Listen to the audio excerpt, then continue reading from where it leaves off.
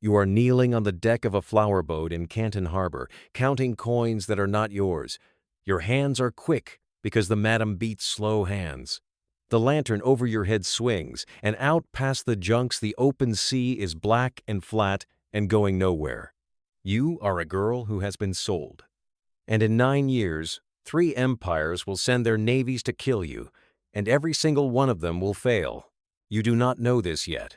You only know the coins and the lantern, and the man who has just stepped onto the deck, a pirate, a real one, with a fleet behind him who is looking at you the way other men look at the sea. His name is Ching Shih. He has already done the impossible, taken the squabbling pirate gangs of this coast, the ones who rob each other as gladly as the merchants, and bound them into one confederation under one flag. He does not want you for the night. He wants you for a partner. He offers marriage.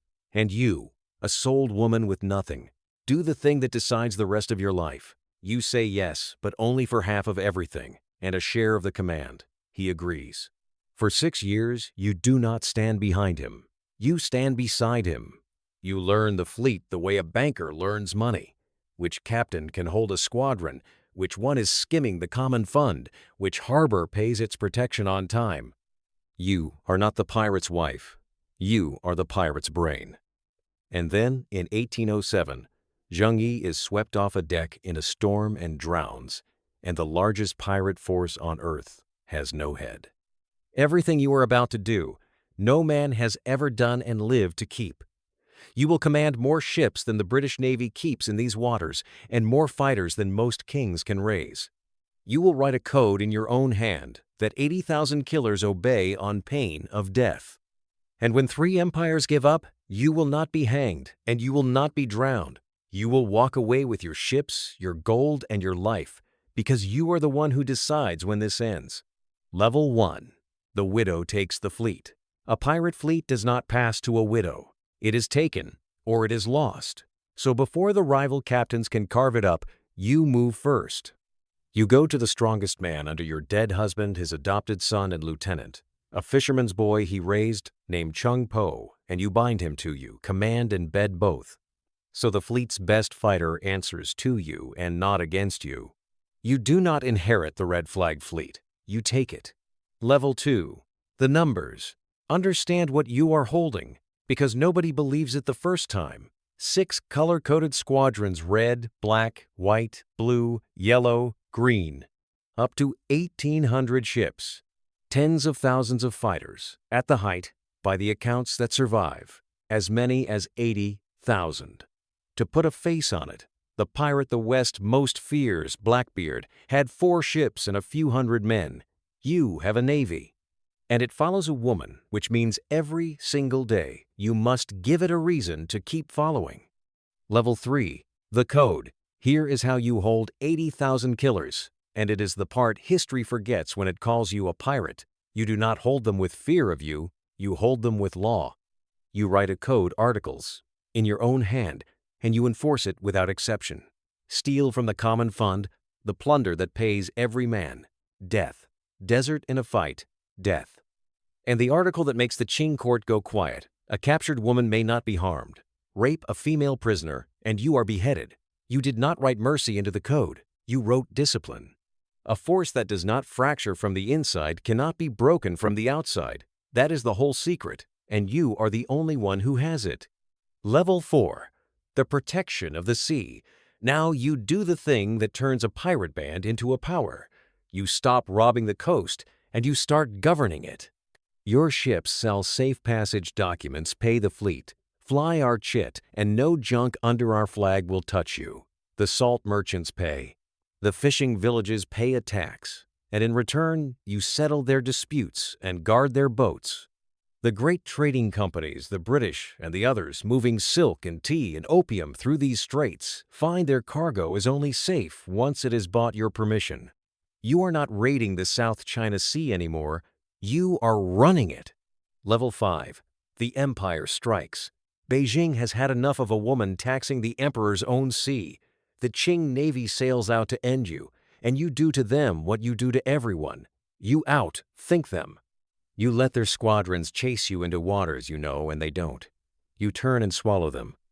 In one campaign, the imperial fleet does not just lose, it loses its own ships to you, captured and turned red and added to your line, and the admiral sent to destroy you is among the dead. She comes back larger, sailing the Navy's own guns. Level 6. 3 empires, 1 woman. And here at the height, you win the way no pirate ever has. It is not the Qing alone anymore. The British East India Company, whose shipping you tax, lends its guns. The Portuguese Navy out of Macau, the best European fleet in these waters, joins the hunt. 3 empires, 3 flags, 1 campaign, all turned against a single woman on a junk. They blockade your squadrons in the Boca Tigris, the river mouth below Canton. They send fire, rafts down on you in the dark. They pound you for days, and they cannot finish it. The Portuguese cannot break you. The British cannot pin you. The Qing cannot drown you. For 1 long season, you are simply unbeatable. Level 7. The crack from inside.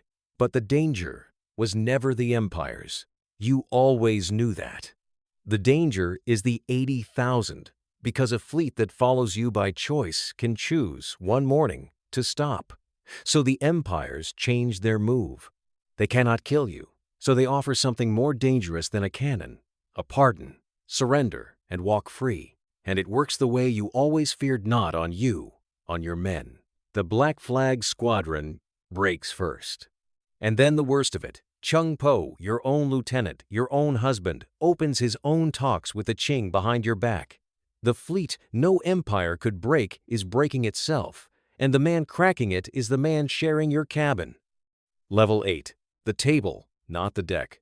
A lesser warlord dies here, fights to the last ship, goes down with the fleet, becomes a legend and a corpse. You are not a lesser warlord. You look at the board, and you see what every captain at sea refuses to see in time. The moment you are winning is the only moment you can negotiate. So you do the most unpirate thing in the history of piracy. You do not run, and you do not fight to the death. You walk into the Governor General's offices in Canton unarmed, on your own feet, into the heart of the empire that wants you hanged, and you offer to end the war, on your terms. And because they cannot beat you, and they know it, they have to listen. Level 9. The terms of a queen. Read the terms, because no pirate in history has ever gotten them. You will surrender the fleet, but you will not hang, and neither will the bulk of your men. They are pardoned in their thousands. You keep your plunder. The fortune taken off 100 captured ships stays yours. Your lieutenants are not strung up. Chung Po is given a rank in the very navy sent to kill him. And you, the woman who was sold to a flower boat, who counted coins that were not hers under a swinging lantern, walk out of that room a free, rich, untouchable private citizen with the empire's own seal on it. The greatest pirate fleet in history does not end in fire or in chains. It ends because its commander decided it was time. Level 10. The gambling house. You are not yet 40. And the rest of your life is the part the pirate stories never tell, because it is not dramatic. It is something better. It is calm. You take your kept fortune ashore and you run a gambling house, and by some accounts a salt trade. In the same southern China you once ruled from the water. You raise a child, you grow old. You become, of all things, a respectable woman of business, the most successful pirate who ever lived. Drinking tea on dry land while the empires that sent their navies to kill you quietly forget they ever lost. And you die in your bed at about 69, rich, free, and undefeated.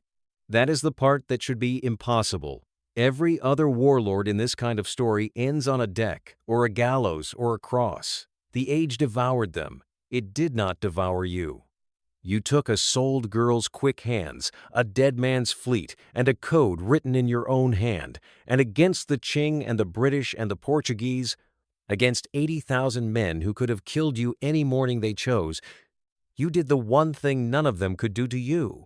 You decided your own ending. You did not lose. You stopped. And here is the strange cost of winning, the thing the gambling house years are quiet about. To hold 80,000 killers loyal, you had to be harder than all of them to sign death after death in your own hand, to trust no one fully, not even the husband in your own cabin. Because trust was the one luxury the fleet would not let you keep. You won the South China Sea, and to win it, you had to become a woman who could never, for one day in 9 years, be soft. The flower boat girl who counted coins that were not hers ended up owning more than the men who bought her could dream of, and the price was every soft thing she might otherwise have been. Another life history for God is waiting. Subscribe.